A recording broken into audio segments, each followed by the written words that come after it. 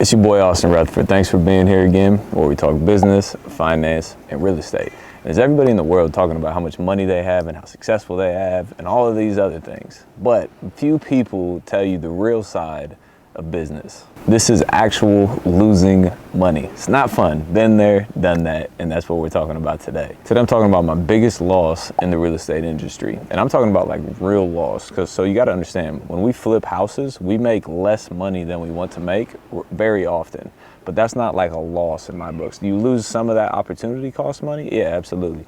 But I'm talking about like straight up losing money, negative balance when you sell the property. Like I said, I've lost hundreds of thousands of dollars on paper, probably millions of dollars at this point, from bad contractors, rehabbing to do work, not selling houses for what we wanted to sell for, holding houses longer than we wanted to hold them, so we had more holding costs and interest payments and all those other things that had to be paid out. All those things are very real, and I've again lost hundreds of thousands and probably millions of dollars on paper. But this deal, I literally lost money. If you do enough business, you're gonna lose money eventually. So if you hang around, you'll see exactly how I lost money, what mistakes I made, and how much money I actually lost. So this deal was a deal in Columbus, Ohio, and it was actually a deal that a friend of mine caught wind of. So they caught wind of it, the seller wanted to sell. My friend contacted me to see if it's something I'd be interested in. So we ran the numbers, took a look at it. The seller actually ended up doing like most of the work already to the property. It was like 75% done, which sounds great on the surface because so much work has already been completed. Sounds good. That means our budget is going to be very, very low. But all of the deals this deal that I've lost money on, and all the other deals where I've bought houses that have quote unquote been almost done, are the ones that I've had the hardest time rehabbing. I've blown my budget the most, and I've came the closest to losing and or actually losing money. We buy it with the assumption that the work was done the right way, that the electric is done, that the plumbing is done, that the HVAC is done, because all those things are actually in place. That does not mean that they work. You can run a plumbing line, a drain line, and it'll work for, the first hour, 5 minutes, hour, 10 hours. But then boom, they forgot to put glue on the joints. So then you run it for long enough, and then it has enough pressure, and then it just blows, and then it leaks all over the place. Or the electric's plugged in, but the service to the house is turned off. So now the electric's there, you think it works, but they ran all the wires the wrong way, and then they cut all the wires throughout the house. So you got to end up redoing all of the work that you thought was quote unquote done correctly. So if like permits and inspections are done, that's one thing. That means it's like actually done. If not, you got to understand there's some risk that's involved with that. So high level numbers on this one. The seller wanted to sell it for $150,000. My friend thought it was a good deal. I thought that it was too much. I wanted to be closer to 100, 110, wasn't having it. So we finally agreed to $130,000. So we purchased this thing for $130,000. Our planned rehab budget was $25,000, and then our planned sale price, hopeful sale price, ARV after repaired value, was $235,000. Planned hold time was 90 days. We were going to buy it and renovate it in about 30 days, and then throw it on the market and have 30 to 60 days to sell this bad boy, in and out of it in 90 days. Fast deal, make some money, everybody wins. Our actual renovation budget, though, how much money we actually spent, was $30,000. So we went a little bit over budget, and our ARV, our actual sale price, was $180,000. So that's a $55,000 drop from what we hoped to sell it for to what we actually sold it for. And we planned to hold it for 3 months. We ended up holding it for 14 months. So you got to think about this. Holding costs are huge in businesses like this. It could be anywhere from $1,000 a month to $10,000 a month. I think our hold was about $3,000 a month on this deal. So we blew our timeline by 11 months. So that's 11 months of holding costs, which is an additional $33,000 in holding costs that we lost because the deal took longer than we thought it would. So like I said, my friend brought me this deal. We partnered on this deal together. They brought the money in the deal. I ran the construction. We were going to split profits 50-50 at the end of the day. A few of the mistakes that we made though were, and I'm going to tell you the number, the actual loss that I took on this here once we go through this, but the few mistakes that we made, number one, paid too much for it. No matter what it is, you cannot fix a bad buy. If you buy a deal wrong, you will never get out of it. You make your money when you buy it, you realize it when you sell it. So we bought the deal wrong. You know, it looked good.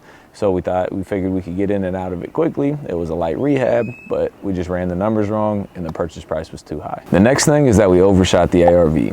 I ran the numbers, you know, the market was booming. The market was extremely, extremely hot. So I thought that we could maybe shortcut on some of the rehabs and still get the ARV price. So the ARV comps so our house was 4-bed, 1-bath. The ARV comps were, you know, 3-bed, 1.5 baths, or 3-bed, 2.5 baths, or 4-bed, 2.5 baths. We did not have a 2-car garage. They had a 2-car garage. You know, we didn't take down some of the interior walls. They blew out open concept everything. So I overshot the ARV on this because I was cocky. I thought I could get more money than I actually could.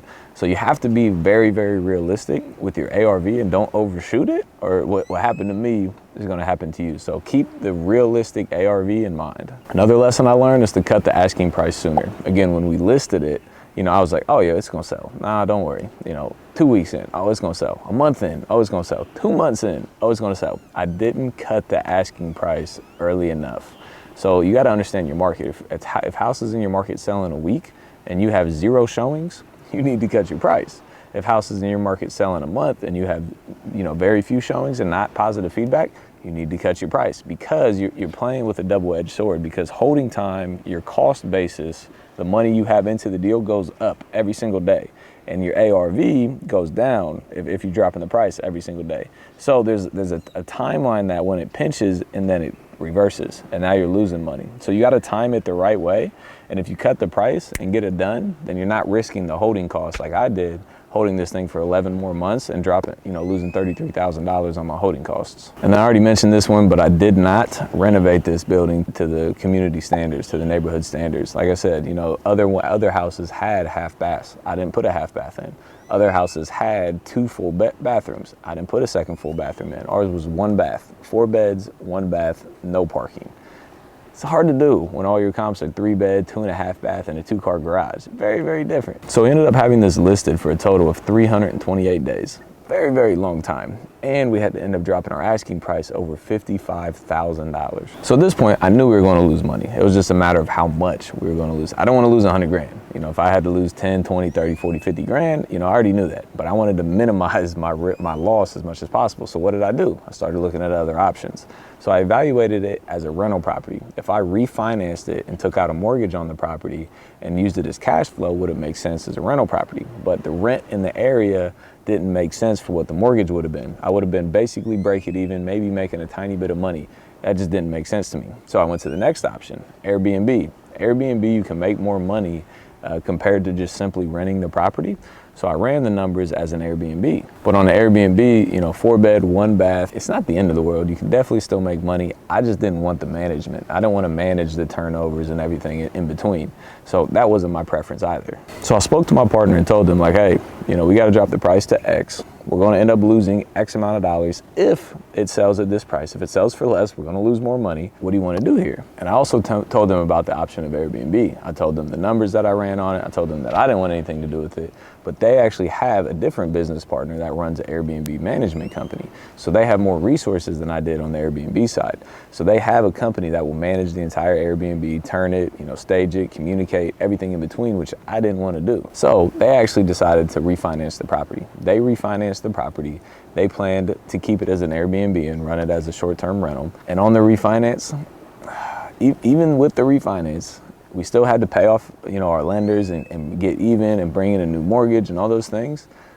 My portion of the loss on that was $27,000. $27,000 I lost on a flip. I was hoping to make like 60 grand on. That's a big swing. That's like a $90,000 swing. But this could have been way worse. I could have lost a lot more money, but it also could have been better if I planned for it on the front end. So just think about this for a second. Selling a house, flipping a house, hoping to make 60 grand on, thinking you're gonna make $60,000, maybe 50, maybe 40, whatever it is. And then I literally had to write a check to sell the house.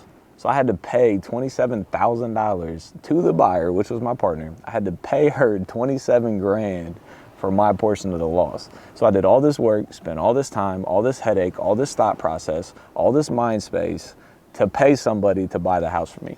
I'm telling you, it sucks. It's not a fun thing to do. It is one of the worst feelings in the world, but to me now, it's out of sight, out of mind. That was taking so much of my mind space when we were in the middle of the deal. Oh crap, I'm gonna lose money. Well, how much am I gonna lose? Well, what if I do this? What if I do that? I can't do this. This buyer didn't like it. I was thinking about it nonstop. And it was taking away from the other things I could do in my life and in my businesses, because I was spending all my time, focus, and energy on this deal where I was gonna lose money no matter what happened. So it's out of sight, out of mind for me. My mind's free, the deal's gone, I wrote the check, we move on to the next deal. Biggest lesson learned here, stay true to your numbers. Do not force something that doesn't make sense. I learned the hard way. Like I said, I've lost hundreds of thousands in projected profits from some of these similar situations. So make sure you stay true to your numbers so you don't have to pay somebody to buy your house. Comment below, let me know what your biggest loss is. If you've lost in real estate, what's your biggest loss? Or if you haven't yet, what lesson did you learn from this? Comment below, let me know. While you're down there, hit that like button. YouTube loves the like button. If you could hit that for me, that'd be greatly appreciated. And make sure you hit that subscribe button so you can get all of our content going forward. As always, I appreciate you being here. This wouldn't be anything without you guys, so thank you. We'll see you on the next one. Peace. What's up, everyone? It's Austin Rutherford here, and I just personally want to say thank you for taking the time to watch my YouTube channel, where we talk business, finance, real estate, and how to elevate your life. On this channel, you'll find everything from mindset to marketing to wholesaling to sales and negotiation to flipping houses to raising private money to rentals to Airbnbs. Everything you need to run your own business, you can find on this channel, so make sure you take a look at it. But if you're one of those people who want to work directly with me and build your own real estate company, make sure you check out thereblueprint.com. thereblueprint.com. What this is it's a training and a duplicate of my business. Every way in my business where we make money right now, you get everything. It's from wholesaling to marketing to raising private money to renovating houses to flipping houses to buying rental properties, and the mindset that allows you to do all those things. An in-depth look at everything inside of my business. And on top of that, you get all the documents that go along with it. You get all the scripts, you get all the templates, you get all the Excel spreadsheets, you get all the contracts, you get all the credibility packets. You get literally everything you need to run your own real estate company. And on top of all that, you get live coaching calls with me. So don't miss out on it. Make sure you check out thereblueprint.com. And again, if you have any suggestions on YouTube content, YouTube videos that you want to hear more about, make sure you drop a comment in the description below. If you have something, let me know so we can get that content out to you as quickly as possible. Again, as always, thank you so much for being here. I appreciate all the likes, the comments, the subscriptions, everything. Hope to see you on the next video. Peace.